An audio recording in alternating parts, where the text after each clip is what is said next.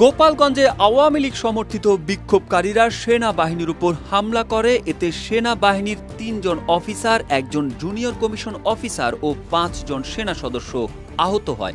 বিক্ষোভকারীরা সেনাবাহিনীর একটি গাড়িতে আগুন ধরিয়ে দেয় এবং এক সেনা সদস্যের অস্ত্র কেড়ে নিয়ে মিছিল করে। এ সময় বিক্ষোভকারীদের ছত্রভঙ্গ করে পরিস্থিতি নিয়ন্ত্রণে আনার জন্য সেনা টহল দল ৪ রাউন্ড অ্যামুনিশন ফায়ার করে।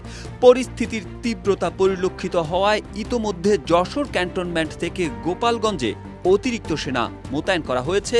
কঠোর অবস্থানে সেনাবাহিনী। কেউ না বুঝলেও আমরা আপনার প্রয়োজন বুঝি, আর তাই তো অত্যাধুনিক ফিচার সম্বলিত বিভিন্ন সাইজ আর কালারের ২৫০টিরও বেশি ডিজাইন অপশন নিয়ে ওয়ালটন স্মার্ট ফ্রিজ বোঝে আপনার প্রয়োজন। ঘটনার বিবরণে জানা যায়, গতকাল বেলা ৩টায় গোপীনাথপুর, জালালাবাদ ও নিজামকান্দি ইউনিয়ন আওয়ামী লীগের আয়োজনে বিপুল সংখ্যক মানুষ ঢাকা খুলনা মহাসড়কের গোপালগঞ্জ সদর উপজেলার গোপীনাথপুর এলাকায় সড়ক অবরোধ করে বিক্ষোভ করতে থাকে। এতে রাস্তার দুই পাশে আটকা পড়ে শত শত যানবাহন। 4:30টার দিকে সেনাবাহিনীর একটি দল সেখানে উপস্থিত হয়। জড়ো হওয়া নেতাকর্মীদের সেনাবাহিনী রাস্তা থেকে সরে যাওয়ার কথা বললে ক্ষিপ্ত হয়ে ওঠেন তারা। এ সময় তারা সেনাবাহিনীর উপর ইট পাটকেল ছুটতে থাকে। এক পর্যায়ে সেনাবাহিনীর সদস্যরা জনতাকে ছত্রভঙ্গ করতে লাঠি পেটা করলে স্থানীয় জনতা আরও ক্ষিপ্ত হয়ে যায়।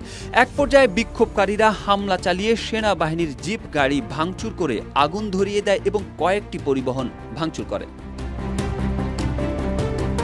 বিক্ষোভকারীরা সেনাবাহিনীর একটি স্টেন গান ও গুলি ভর্তি একটি ম্যাগজিন ছিনিয়ে নেয়। পরে এক পুলিশ সদস্য সেটি উদ্ধার করে গোপীনাথপুর ইউনিয়নের সাবেক চেয়ারম্যান শরীফ আমিনুল হক লাচ্চুর কাছে জমা রাখেন। সেনাবাহিনীকে খবর দিলে সন্ধ্যা ৭টার দিকে সদর উপজেলার শরীফপাড়া পেট্রোল পাম্পের সামনে থেকে কর্নেল সাফায়েতের কাছে অস্ত্রটি হস্তান্তর করা হয়। সন্ধ্যা 6:45টায় আন্দোলনকারীরা অবরোধ তুলে নিলে সড়কটিতে যান চলাচল স্বাভাবিক হয়।